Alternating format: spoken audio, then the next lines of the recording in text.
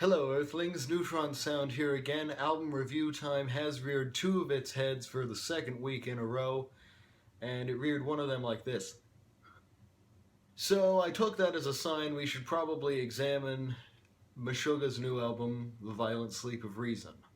This is the band's 8th album, and they've really changed their compositional style somewhat.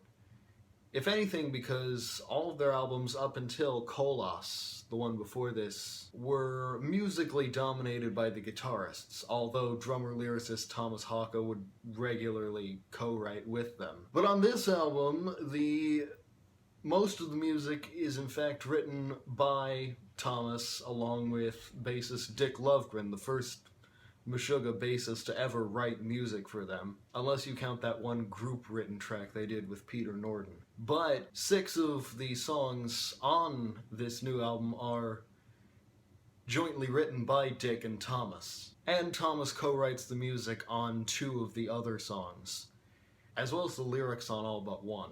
Another sonic difference with this album, a bit more obvious, is that it was recorded live, rather than laying the drums down and then the bass and guitars, and then finally bringing Jens Kidman in at the end to force the lyrics to scan. But on this album they decided to rely a lot less on Drum Kit from Hell. Anyway, let's get to the music. Track 1, Clockwork, starts with something we've never heard from a Meshuggah song before, a count-off from Thomas. The riff here is your typical Meshuggah riff, a kaleidoscope of 2s and 3s laid over steady 4/4 in the drums. Although you can really hear both Dick and Frederick's love of jazz in this, with Dick putting all the glides in the riff at the beginning between the notes, and Fred doing his famous clean solo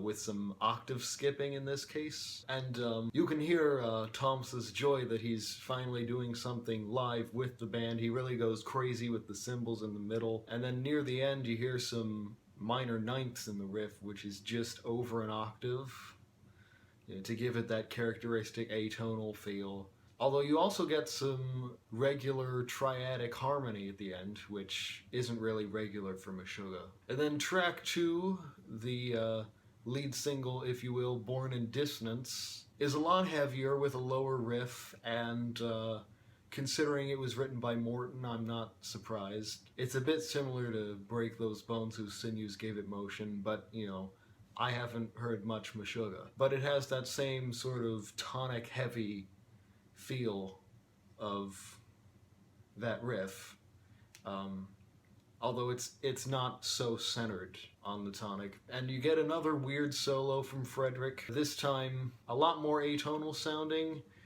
with some tapping, although he was probably tapping on Clockworks as well. And the guitars do some of the signature Meshuggah bends throughout the song. And then Monstrosity is quite funky and sort of Meshuggah's grunge song, in a similar way that Demiurge was their pop song. This is their grunge song. It's got a sort of haze of guitars at the beginning, surrounding this bass line that sounds like an engine revving. The guitar solos keep getting weirder and weirder, and this guitar solo coincides with the entrance of all these polyrhythms in the riff and the drums. I mean, there were a few in the beginning, but it's pretty straightforward and funky. And then there's a breakdown in the middle, which actually gets really tonal sounding, although it is cut off by a descending riff which sort of mirrors the opening one, although not exactly. But it's definitely one of my favorites so far. I'm reviewing as I listen. By the Ton is the sole writing contribution to this album of founding member and lead guitarist Frederick Tordendahl, the man who wrote Bleed and Future Breed Machine and some other famous Meshuggah songs. It's another heavy riff, but this time with longer and lower held notes, really putting the gent in gent, or whatever.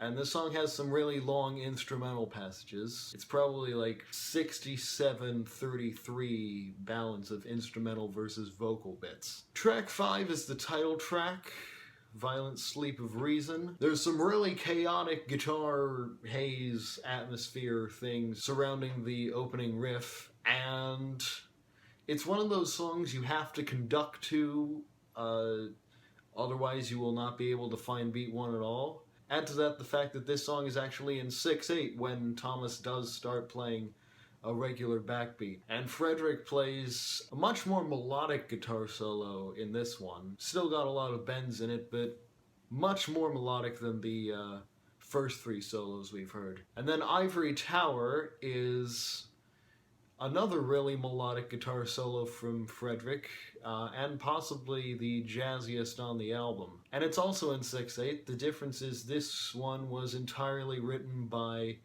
rhythm guitarist Morten Hagstrom, and it really shows off both guitarist skills at lead playing, which are really different because Mort prefers to have these really long, soaring melodies with long notes and probably trem-picked in octaves. And there are these buzzing leads that surround a buzzing riff, and it's another really heavy riff, possibly the heaviest on the album, although it is complemented by Frederick's obviously jazz-infected solo. It's kind of weird that the band who invented gent, not necessarily the word, but the band who invented the gent style has a lead guitarist who always dials back the distortion on his solos. Stifled is another song where Dick brings the grunge back.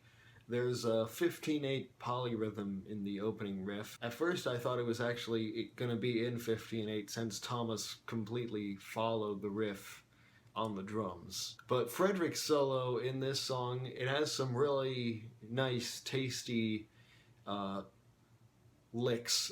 They're licks. He's basically a jazz soloist, but he's got some nice arpeggio licks and some nice patterns in the arpeggios. And then I also really like the ambient coda of this song that is introduced by some tapped atmospherics, which eventually take over as it gives way to the ambient ending. Nostrum is another sort of pre-release single. Like Clockworks, it's got a crazy drum intro, where again you can hear how happy Thomas is to be recording in the presence of his bandmates, and the crazy thing in the drums returns near the end. There are a few thirds and sixths in the riff, harmonic thirds and sixths that is, giving it that triadic feel. And you get another tapped Frederick guitar solo thing. Pretty typical Meshuggah song. Same thing goes with our Rage Won't Die.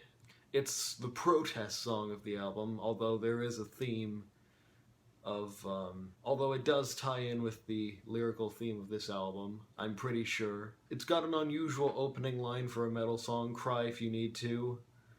I can hear some 5s and 7s in the opening riff, but like Nostrum, it's nothing much special for me. And then the closer, Into Decay, has some really nice syncopation between the guitars and the cymbal. It's like doonch, doonch, doonch, and you don't know which one is on the beat and which is off the beat. The snare hits are so sparse, they don't help. But then when the vocals come in, there's a much slower riff introduced. It's got kind of a doom metal thing going on. It's definitely the heaviest song on the album, although there are some guitar harmonies at the end, but it is a fitting closer. So overall, I would say this is a pretty good album. I like that they changed things up both in terms of recording and in terms of writing, with Dick and Thomas becoming essentially the main writers instead of Frederick and Morten. I mean, Morten was kind of the star writer of Koloss.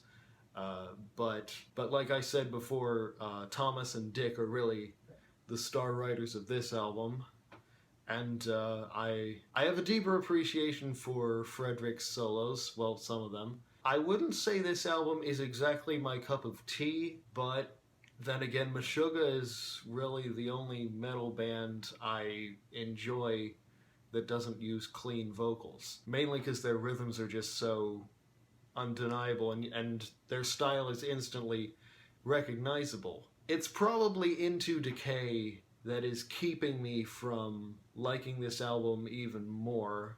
I kind of would have preferred a more melodic closer like The Last Vigil, but again, I'm partial to melodic stuff. But it is quite a solid album, and I'm glad Thomas started writing with Dick when he did. There's not really much more to say, except that after hearing this album in its entirety, I want to listen to Kolos in its entirety, just because I remember liking so many songs that I had listened to from it. I don't actually have any Meshuggah in my iTunes library, because I can't think of an entire album of theirs I want to own, but I'm not as familiar with them as I am with other bands, mostly outside the metal genre. But The Violent Sleep of Reason is definitely a solid album, and people who like Meshuggah more than me will most likely agree with me. So, until next time, this is Neutron Sound signing off. Go forth and be awesome.